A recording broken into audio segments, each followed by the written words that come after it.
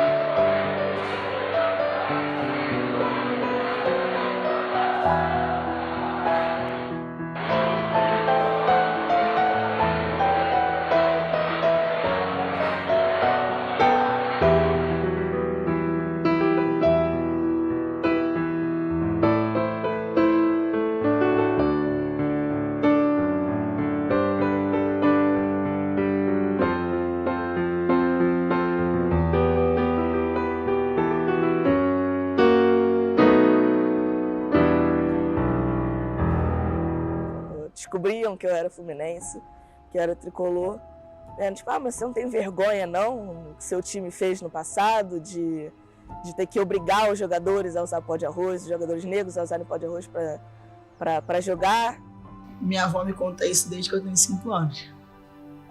Você não sabe, minha avó é tricolor, gente. Minha avó é da Yang Flu.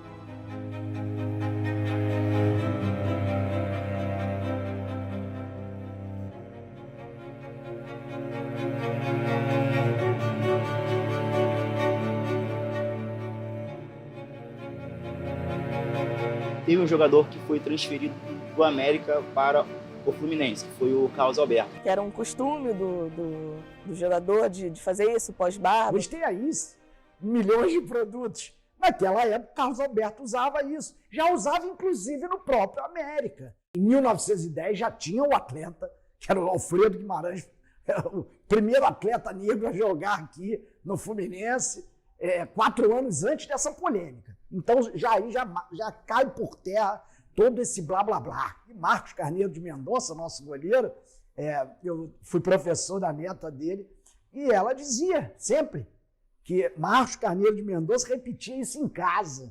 Isso era uma falácia, que o Carlos Alberto fazia sua barba e toda vez ele podia fazer a barba uma vez por dia, uma vez por semana. Ele logo após pegava esse pó e passava no rosto.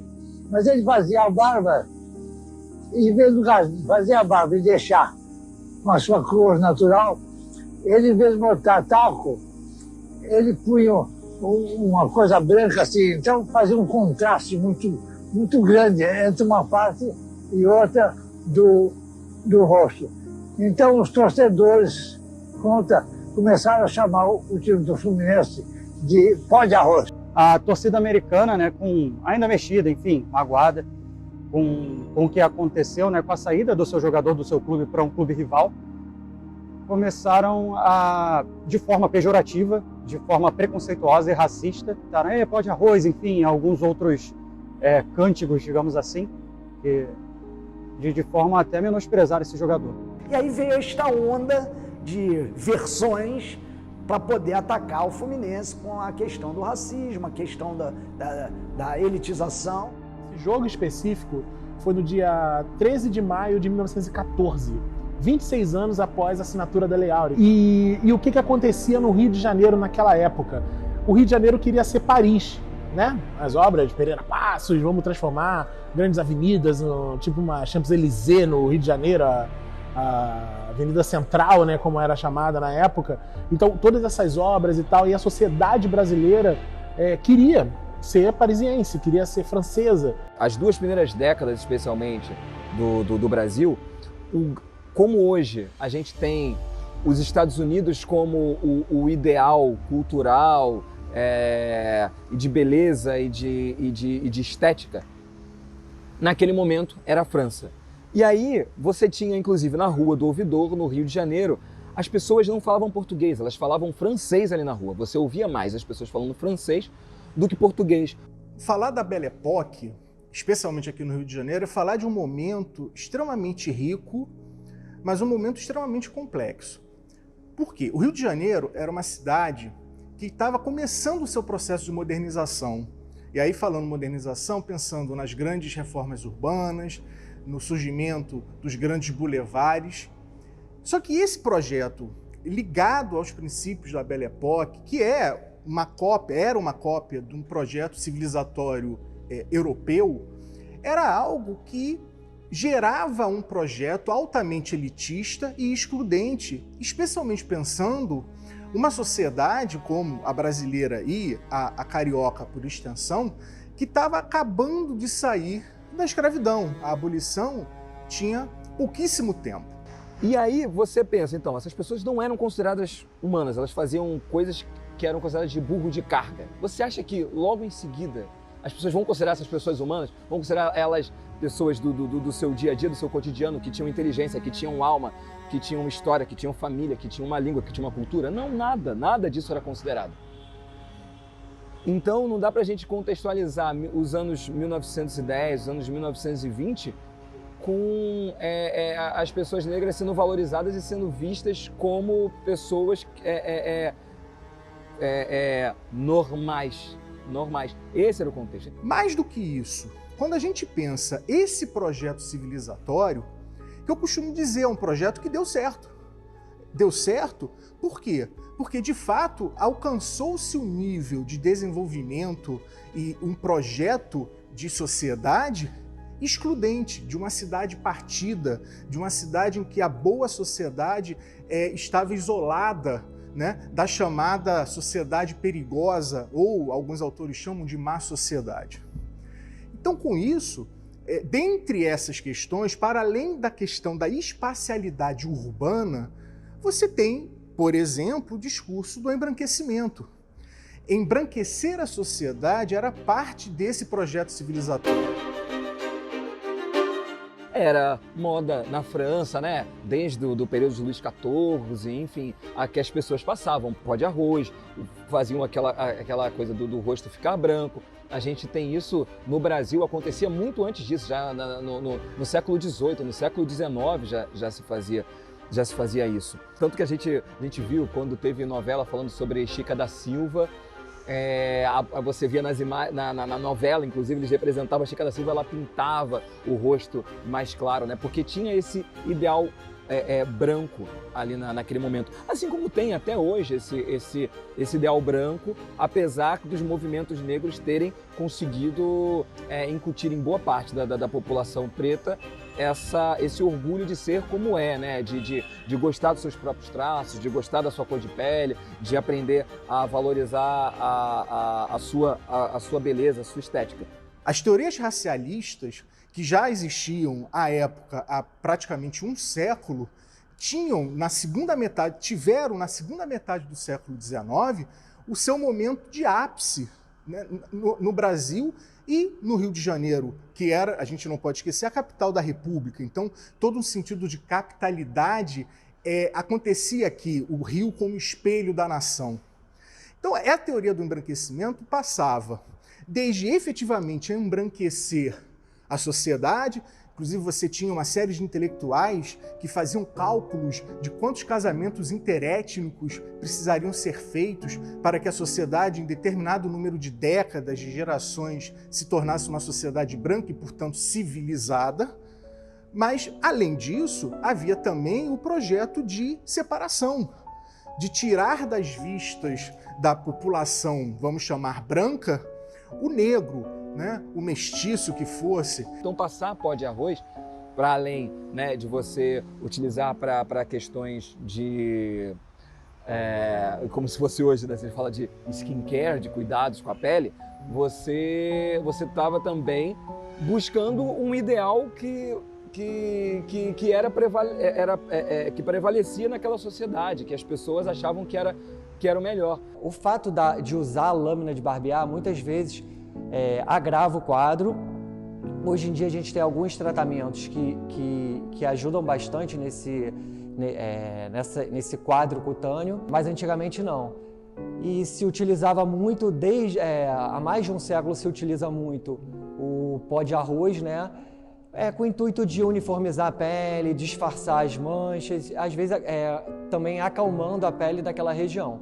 E Carlos Alberto era mais uma figura da sociedade que usava o pó de arroz. Para a gente entender um pouco o Brasil, também é importante entender, por exemplo, trazer o intelectual martinicano, que é o Frantz Fanon, que escreve um livro fundamental para todos os corpos negros pelo mundo inteiro, né, que chama-se Pele Negra, Máscaras Brancas. Né? O que significa essas máscaras brancas? Máscaras brancas é que os corpos negros precisavam impor-se várias máscaras brancas com vistas a ser aceito dentro da sociedade branca, racista, ocidentalizada. O Frantz Fanon está falando da sua experiência na França, e também da Martinica.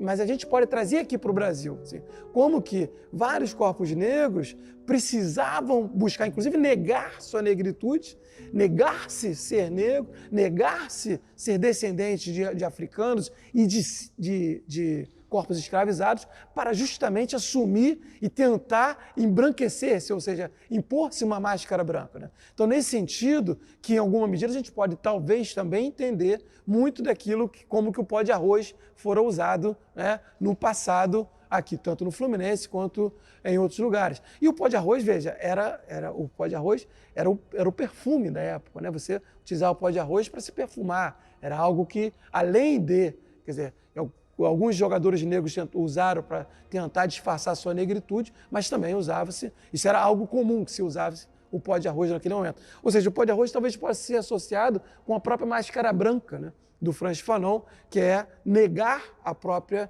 negritude. Ele está inscrito como uma técnica que dá notícia de um grave sofrimento psíquico do negro, que é viver herdeiro de uma história muito violenta, né? Violência física, epistemológica, filosófica, cultural, incalculável, né? Que a gente pode chamar de holocausto, mas que passa a conviver com um discurso social de integração, né? E nessa integração, como o sujeito do sofrimento não pode falar, porque é uma integração democrática, aí todo questionamento atual já pelos intelectuais negros da ideia de democracia racial, você integrar-se sem poder falar do sofrimento dessa integração produz esse tipo de estética da maquiagem, né? A maquiagem é até tão simbólica, né? A maquiagem para maquiar justamente as feridas, né? E é isso que o Carlos Alberto sentia.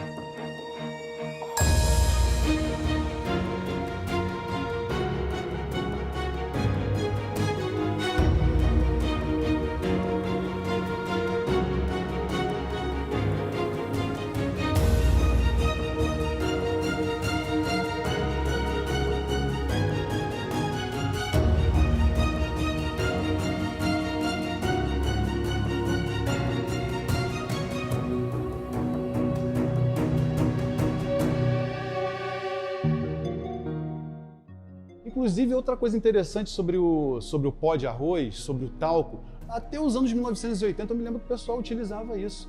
O Noel Rosa saía da casa de Cartola, em Mangueira, e desmaiava ébrio, tipo 500 metros depois. A Deolinda ia lá, pegava ele, trazia ele no colo, dava banho e passava talco nele. Essa ideia, né, essa ideia cristalizada do Fluminense enquanto clube racista, né, ela surge, né, com o livro Negro do Futebol, e no momento onde que os debates em torno de democracia racial estavam vigentes. É aquela história que minha avó falava, né? Uma mentira contada 10 vezes se torna uma verdade, né? São as fake news, né? De muito tempo, de muitos séculos, que às vezes a gente traz como uma realidade que não é. Tem como o preto se esconder? Não tem como o preto se esconder. Então isso é caô. Caô. Se eu dar uma pulada aqui, o pó de arroz vai todo embora. Então isso é mentira, isso é para abalar o psicológico. Julgar alguém ou apontar alguém é muito mais fácil de ser disseminado do que a verdadeira versão, né? A verdadeira história. O tempo do sofisma está acabando, tá? Essa história de você criar uma ideia de uma verdade e você querer repeti-la 1000 vezes e achar que isso vai se tornar a realidade final, o ponto final da história, isso está começando a mudar, porque o efêmero e o perene estão duelando nesse momento. O que muitas vezes observamos é que aquilo que é colocado como um rótulo para menosprezar alguém é reapropriado por esses coletivos com orgulho, né? E isso acontece muito na dinâmica das torcidas e em geral, né? Nomes, digamos, na sociologia se fala de teoria da rotulação para precisamente trabalhar sobre essas questões de o que a forma de designar alguém faz, muitas vezes, digamos, estigmatizando, muitas vezes instituindo, digamos, diferenças e distâncias que se consolidam, digamos, na identidade das pessoas, mas também elas são apropriadas pelas pessoas, né? São apropriadas e são lançadas na sociedade como um retorno, né? O pó de arroz ele passou por um processo de ser ressignificado. Então ele foi usado de uma maneira pejorativa. A gente falou assim, pô, peraí, vamos mudar o que estava sendo feito, vamos colocar de uma outra forma agora e vamos tentar de tornar isso positivo. Toda a nossa torcida, todos os nossos torcedores, a nossa veia tricolor quis mostrar seu total repúdio a essa ação, criando nos estádios o Jogar o Pó de Arroz.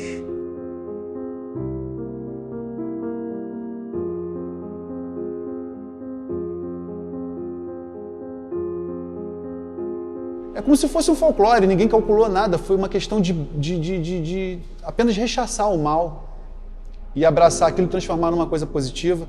Então aí o Fluminense começa a olhar para a arquibancada naquele momento do pó de arroz, vamos dizer assim, como ele já olhava antes, era diferente. De uma hora para outra acontece um fenômeno que deveria ser pejorativo e o Fluminense fala, não, a gente banca isso, é legal, gostei de sair. Isso aí não tem nada a ver com preconceito, a gente não vai engolir, não.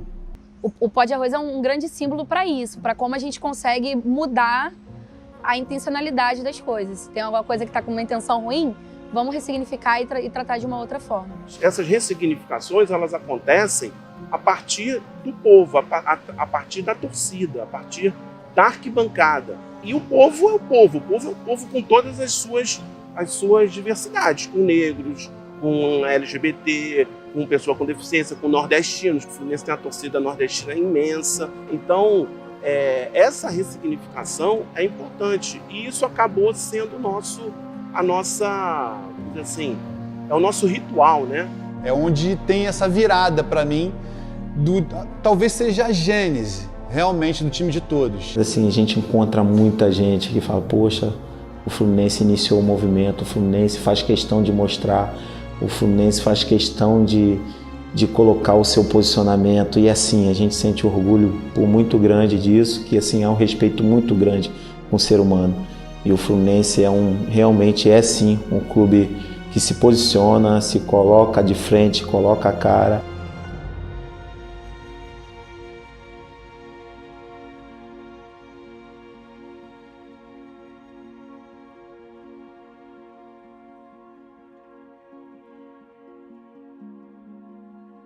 Como pode arroz, como é que pode essa proibição continuar? Quase 10 anos, né? E era Libertadores, né? Conseguimos eliminar as vésperas da partida contra o Arsenal e o pó de arroz foi liberado numa festa muito linda, ainda uma quantidade pequena, né? Mas a partir dali até o final da Libertadores a gente conseguiu usar. E a gente só soube que os procuradores tinham tentado, quase que na madrugada do mesmo dia, reformar a decisão, porque a pessoa do protocolo do plantão que recebeu a petição era um tricolor fanático que viu aquilo e falou: caramba, isso aqui estão tentando revogar a decisão do pó de arroz, vou ligar para fulano. Ele ligou para um, ligou para outro, eles conseguiram descobrir quem era, chegou até a gente voltou para o plantão para rebater os argumentos deles e foi assim realmente um fla-flu. E um fato curioso foi que no dia do jogo, estreia do Pó de Arroz, nós decidimos entrar juntos, vamos comemorar juntos, vamos celebrar esse momento. Então a gente entrou no túnel, na antiga cadeira amarela, e no 5º degrau, ele estava cheio. Quando eu olho, quem que eu vejo? O juiz. O juiz que deveria eliminar estava lá para verificar a não lesividade do Pó de Arroz.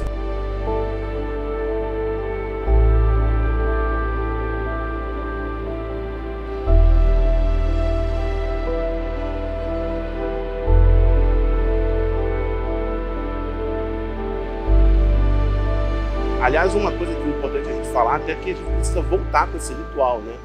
O futebol precisa voltar com esses rituais que estão cada vez menores, enfim, por todo um modelo de futebol que a gente, inclusive, precisa questionar. Isso, na antropologia, chamamos de rituais, que tem um momento determinado, tem uma série de estruturas que vão construindo esse espaço especial e que, sei lá, eu acho que o futebol consegue trazer isso mesmo em espaços muito em momentos racistas, momentos muito classistas e demais, tem um poder meio subversivo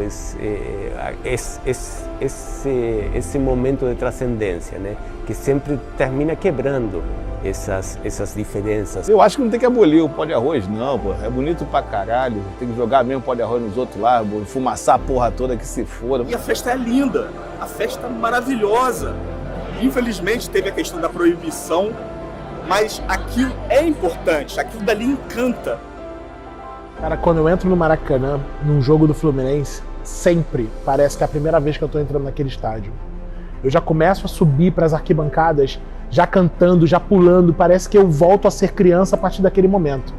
Eu tô cantando, eu tô vibrando, e quando eu vejo aquela nuvem de pó de arroz, aquele pó tomando a nossa arquibancada, cara, aquilo parece que eu tô entrando nos meus sonhos mais infantis ali, de criança, de cara, um dia eu vou ver o jogo do meu time, e ali parece que é o meu momento de realização.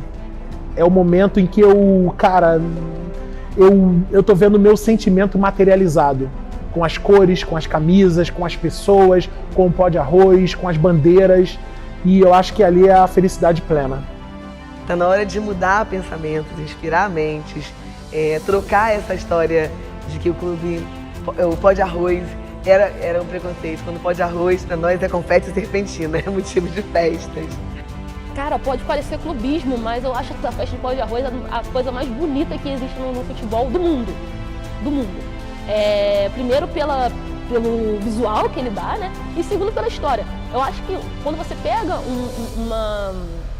um material, né, e você ressignifica a história daquele material, eu acho que é um dos atos de resistência mais bonitos que a gente pode ter na nossa sociedade. E, cara, o cara que se denomina tricolor, né, e vai a um jogo, né, e aí assiste, vê aquilo, cara, acho que ele fica para sempre, cara. A plástica do Pó de Arroz também é de vanguarda, né? Se você observar, a gente não tinha o recurso que hoje nós temos desses sinalizadores que soltam fumaça. O Pó de Arroz é um tipo de fumaça, não é isso?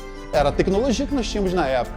E ela cria um efeito com uma bandeira tricolor ao fundo e mesclado com ela, que é uma coisa fora do comum. Quem está do outro lado está sempre falando que é uma coisa linda. E é algo que quem não é tricolor não entende, né? Eu já vi amigos meus falando, pô, você tá com esse instrumento do racismo, não sei o que. Não, cara, vai olhar a história de verdade, vai lá conhecer a verdadeira história do Carlos Alberto e perceber o quão bonito é essa ressignificação do Pó de Arroz, essa ressignificação de um instrumento que foi usado para xingar, para hostilizar o Carlos Alberto, que hoje a nossa torcida ela incorpora com uma festa, enfim, que eu considero a festa mais bonita do futebol no mundo.